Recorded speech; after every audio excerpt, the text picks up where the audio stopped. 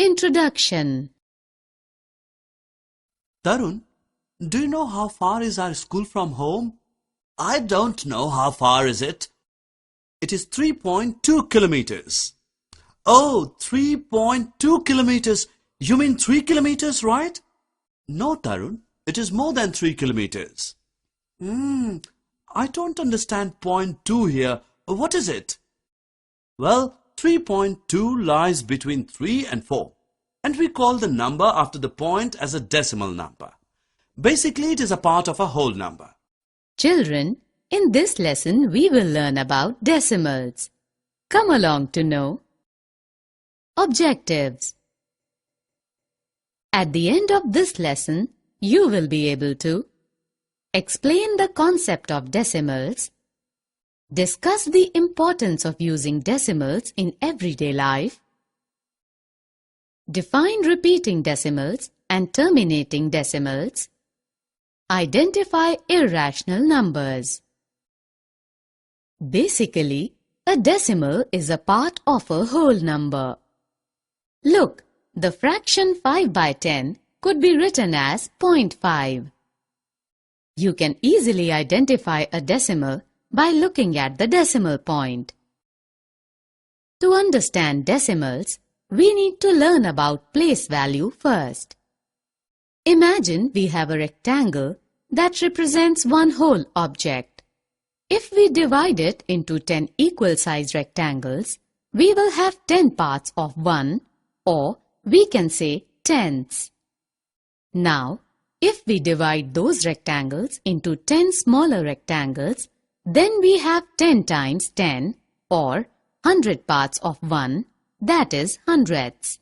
Dividing those rectangles into 10 smaller rectangles, we have 10 times hundreds or thousands parts of 1, that is thousands.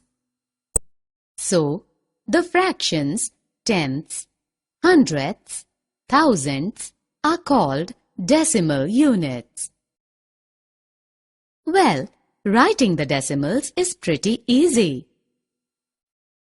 Numbers to the right of the decimal point are decimals.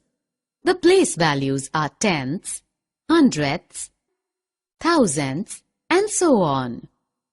Whereas numbers to the left of the decimal point are whole numbers. The place values are ones, tenths, hundredths, and so on. Therefore, we read this number as 64 and 86 hundredths. Do you know 1 rupee is just 1/100th of 100 rupee? Isn't it interesting? We can also use decimals for the measurement, weight, and temperature. Therefore, decimals are really very important. Decimals are easier to add or subtract just like the whole numbers. For this purpose, you have to line up the decimals first. See, it's easy. Also, decimal numbers are easier to compare. Just by adding zeros at the end of the shorter number to make the numbers of same length. And you can tell right away which number is bigger. Remember, adding zeros to the right of the decimal does not change the value. Some decimals don't stop and go on adding numbers to the right forever. Look at the decimal numbers of the fraction 1 by 3. What did you notice? It starts with 0.33333 and just keeps on going on and on. So these decimals are termed as repeating decimals. You can round off the number after the 3/10 or 300, but it is more accurate to put a line over the last number. This line indicates that the number keeps on going. And the decimals that stop are called terminating decimals. Some decimals called irrational numbers don't end or repeat. A good example is pi, which is the ratio of circumference of the circle to its diameter. It begins with the number 3.14159 and keeps going on with no particular pattern into infinity.